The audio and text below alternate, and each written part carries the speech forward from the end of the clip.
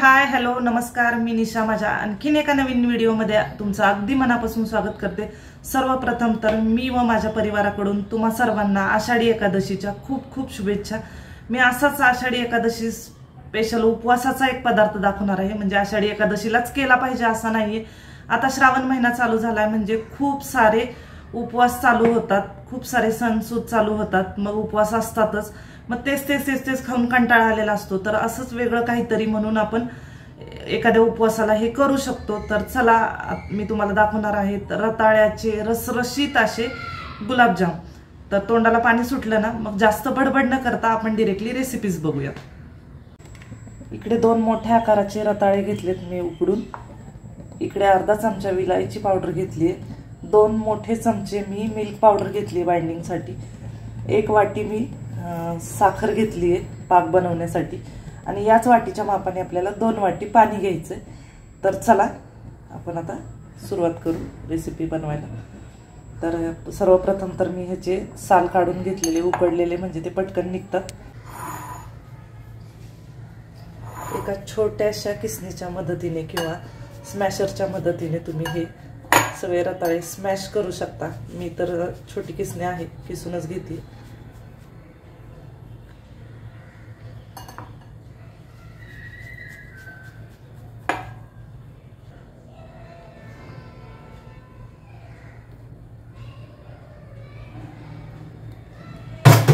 इकडे आपण रताळे छान असे किसून घेतलेले आहेत, आणि या स्टेजला मी आता ह्याच्यामध्ये टाकणार आहे आपण जी 2 चमचे मिल्क पावडर घेतली आहे ती मिल्क पावडर, छान असं मळून एकजीव करून घ्यायचं आहे।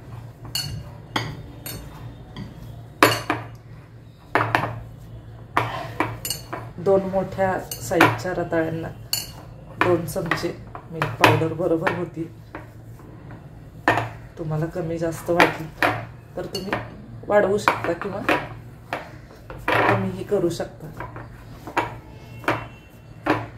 बघू शकता हे मिश्रण आपलं तयार झाले।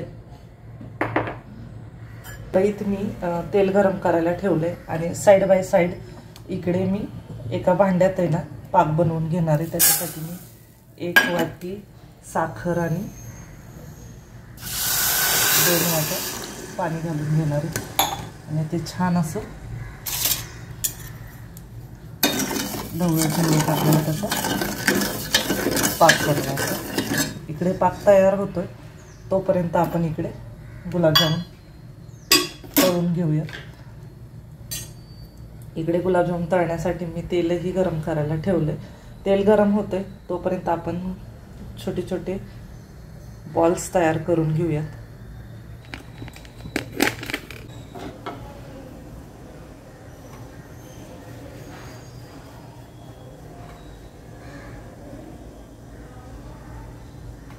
एक लिंबा एवढा गोळा घेतला, लिंबापेक्षाही छोटा गोळा घेतला मी, आणि तसा असा गोल गरगरीत गुलाबजामुन तयार करून घेतला।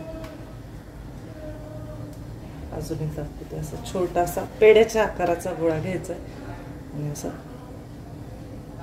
छान असं गोल वळून घ्यायचं। क्रॅक ठेवायला नको आहेत कुठेही, बघू शकता।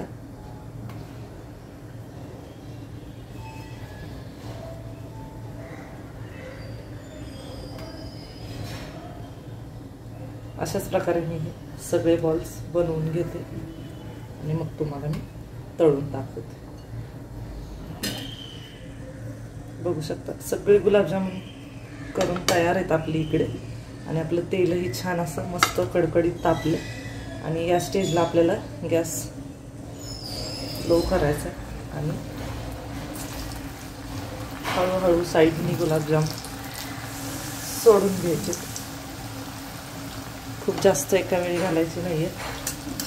बघू शकता तेल छान कडकडीत तापल्यामुळे लगेच त्याला कलर यायला चालू होतो। असं तेल सोडत हे गुलाबजामाचं तळून घ्यायचे।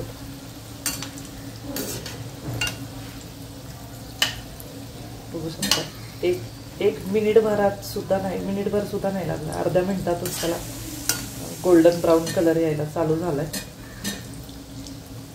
पाहू शकता.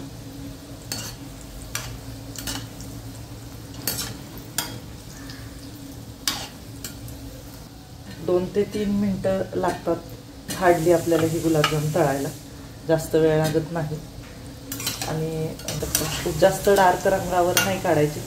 तसं बघायला गेलं तर तुम्हाला आवडेल त्या रंगावर काढू शकता, पण मी असेच थोडेसे गोल्डन रंगावर काढते. बघू शकता किती सुंदर दिसतात. अशाच प्रकारे मी हे सगळे गुलाबजाम तळून घेते आणि मग तुम्हाला दाखवते. बघू शकता इकडे सगळे गुलाबजाम आपले तळून तयार आहेत पाकात जाण्यासाठी. आणि आपल्या इकडे पाकही तयार आहे. पाक खूप जास्त काही आपल्याला 1 तारी 2 तारी करायचा नाहीये. पाकही आपण एका मिक्सिंग बोलमध्ये ओतून घेतलाय. आणि या स्टेजला मी ह्याच्यामध्ये घालणार आहे विलायची पावडर आणि सोडणार आहे गुलाबजाम. गरम गरम पाकामध्ये हे गुलाबजाम सोडायचे आहेत.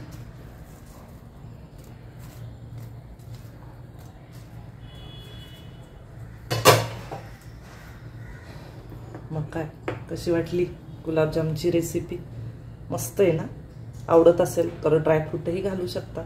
मी असेच बनवले विदाऊट ड्रायफ्रूटचे. तर मग कसे वाटले रसरशीत रताळ्याचे गुलाबजाम हे कमेंट करून नक्की सांगा. आणि व्हिडिओला एक लाईक करा आणि जाता जाता चॅनलला सबस्क्राईब करायला विसरू नका. आषाढी एकादशीच्या तुम्हा सर्वांना खूप खूप शुभेच्छा. चला तर मग भेटूयात आपण अशाच एका नवीन रेसिपी सोबत.